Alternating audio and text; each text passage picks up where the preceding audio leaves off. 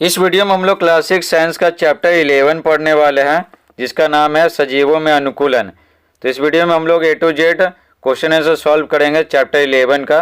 तो चलिए बिना समय गए वीडियो को स्टार्ट करते हैं। पहला सवाल सॉल्व करेंगे। लिखा हुआ है, सजीवों के वास स्थान से आप क्या समझते हैं? सजीवों के वास स्थान से आप क्या समझते हैं?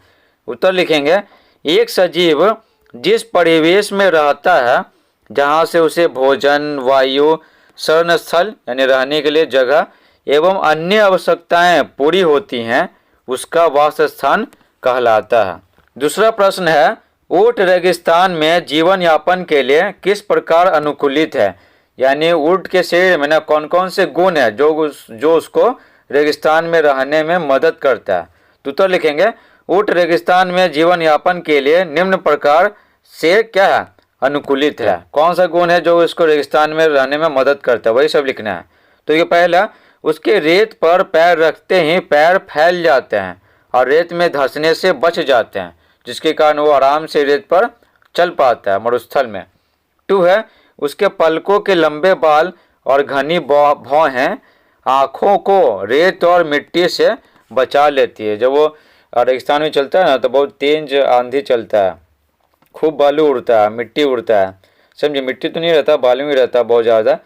तो उसकी आँख में नहीं जा पाता है। क्यों नहीं जा पाता है? क्योंकि ये पलकों में जो लंबे लंबे बाल है ना और घनी भौएँ हैं, ठीक है, तो उसको है ना रोकती है आँखों में जाने से। 3 है, वह नाक को अपनी मर्जी से खोल सकता है या बंद कर सकता है। जब तेज हवा बहता है ना, तो बालू उड़ता है ना, तो अपने नाक को भी बंद कर लेता है, जिसके कारण नाक में भी बालू नहीं जा पाता है। लेकिन बाकी जीव ऐसा नहीं कर पाते हैं। 4 है, इसके कुबर में भोजन चर्बी के रूप में जमा रहता है, ठीक है। और जब आपातकाल आता है ना, जब उसको भोजन नहीं मिल पाता है रेगिस्तान में, तो जो चर्बी है ना, वही क्या होता है? पचता है और उसको ऊर्जा देता है। 5 है, वह बहुत कम पेशाब करता है और उसे पसीना भी नहीं आता है, इसलिए वह जल के बिना बहुत दिनों तक रह सकता है। तो एक बार पानी ढेर सारा पी लेता है, ठीक है, उसके बाद रेगिस्तान में कई दिनों तक बिना पानी के रह सकता है, क्योंकि वह है ना, उसके शरीर से पानी का बर्बादी बहुत कम होता है, क्योंकि पेशाब बहुत कम करता है और पसीना भी नहीं आता है, जिसके कारण उसके शरीर से ना पानी बर्बाद नहीं होता है और जल के बिना बहुत दिनों तक रह पाता है। 3 देखिए, मछली जल में अपने को किस प्रकार अनुकूलित करती है? यानी मछली के शरीर में कौन कौन सा गुण है जो उसको जल में रहने में मदद करती है? तो देखिए उत्तर लिखेंगे, मछलियों का शरीर धारा रेखीय होता है, ठीक है, जिसे नौकाकार भी कहते हैं। ये धारा रेखीय होने के कारण है ना, ये जो इनकी जो विशिष्ट आकृति है, जल में गति करने में सहायक है। तो देखिए, मछलियों का शरीर धारा रेखीय होता है, इनका शरीर चिकने सल्कों से ढका होता है, जो इनके शरीर को सुरक्षा प्रदान करता है। तो पानी के टच में ना, पानी में रहते हुए भी उसका शरीर पानी के टच से बचा हुआ रहता है, ठीक है, क्योंकि उसके शरीर पे क्या सल्क है, ठीक है ना, तो उसके शरीर को क्या पानी के डायरेक्ट टच से बचाता है। तथा इनकी विशिष्ट आकृति जो धारेखीय आकृति है शरीर का, तो जल में गति करने में सहायक है, आराम से गति करता है, पानी ज़्यादा बाधा उत्पन्न नहीं करता है। मछली के पक्ष एवं पूँछ चपटे होते हैं, जो उसे जल के अंदर दिशा परिवर्तन एवं संतुलन बनाए रखने में मदद करते हैं। जो मछली का पक्ष होता है, पूँछ ना, वो दिशा बदलने में मदद करता है और संतुलन बनाए रखता है।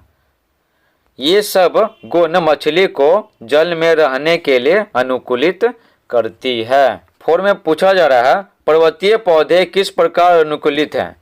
तो पर्वतीय पौधों में कौन कौन सा गुण होता है जो उनको पहाड़ी क्षेत्रों में एकदम ठंडे मौसम में रहने में क्या करता है? मदद करता है।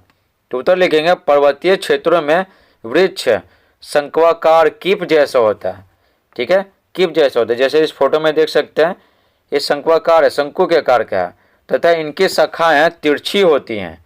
इससे वर्षा का जल एवं हिम यानी जो बर्फबारी होता है, बर्फ जो गिरता है बादलों से, तो आसानी से नीचे की ओर खिसक जाता है। इस प्रकार पर्वतीय पौधे अनुकूलित हैं।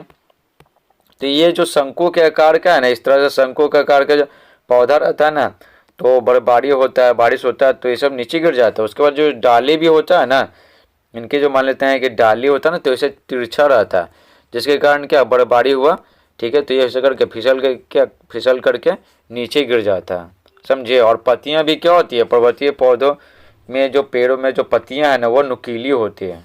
5 देखिए, रिक्त स्थानों की पूर्ति कीजिए। देखिए, स्थल पर पाए जाने वाले पौधों एवं जंतुओं के वास स्थान को डैश आवास कहते हैं। तो क्या कहते हैं, स्थलीय आवास कहते हैं, क्योंकि स्थल पर रह रहा है तो स्थलीय आवास कहते हैं।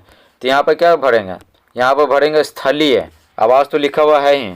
ख है वे वास स्थान जिनमें जल में रहने वाले पौधे एवं जंतु रहते हैं, ठीक है ना। ये बोला जा रहा है वे वास स्थान जिनमें जल में रहने वाले पौधे एवं जंतु रहते हैं, तो जल में रह रहे हैं तो जलीय आवास कहलाते हैं। तो यहाँ पर क्या भरेंगे, जलीय भरेंगे, जलीय आवास, तो लिखा हुआ है ही। ग है याक का शरीर लंबे डैश से ढका रहता है। तो यहाँ पर क्या हो जाएगा, बालों हो जाएगा। याक का शरीर लंबे बालों से ढका रहता है। घ है मछली का शरीर डैश होता है जिससे वह जल में आसानी से तैर सकती है। कि यहाँ भरेंगे क्या, धारा रेखीय।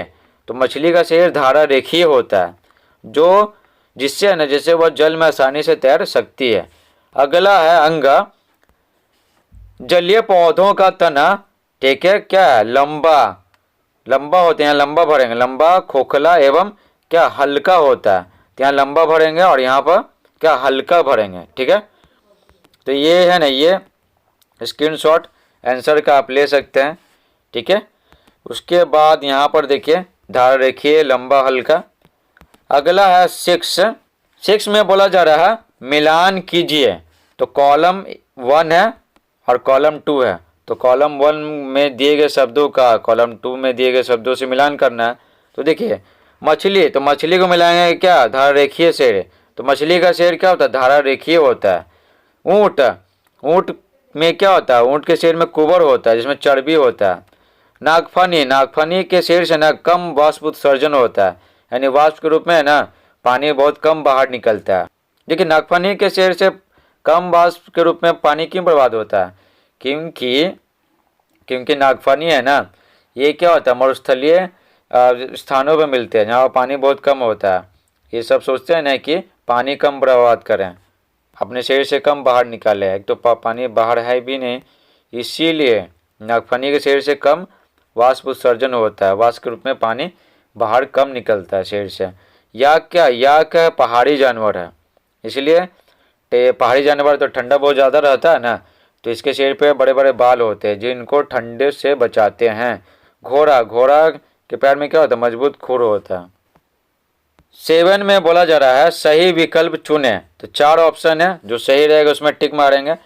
क है ऊँट निम्न परिवेश में पाए जाने वाला जंतु है। तो ऊँट मरुस्थलीय परिवेश में पाए जाने वाला जंतु है।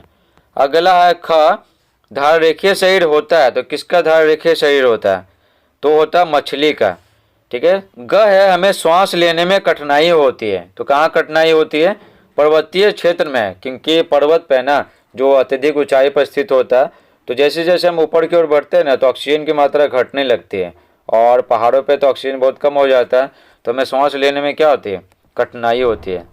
घ है घास स्थल अथवा वनों का शक्तिशाली जंतु है। तो कौन है, हिरन, शेर, और क्या ऑप्शन है, घोड़ा, ऊँट। तो क्या हो जाएगा आंसर, शेर हो जाएगा, शेर। घास स्थल अथवा वनों का शक्तिशाली जंतु है कौन, शेर। अंग है जलकुंभी पाया जाता है। तो जलकुंभी आप तालाब में देखे होंगे, तो किसमें पाया जाता है, जल में पाया जाता है, जल स्रोतों में, ठीक है। तो अंगा हो गया जल में। इस प्रकार से पूरा चैप्टर समाप्त होता है। आई होप आपको ये वीडियो पसंद आया होगा। Thanks for watching.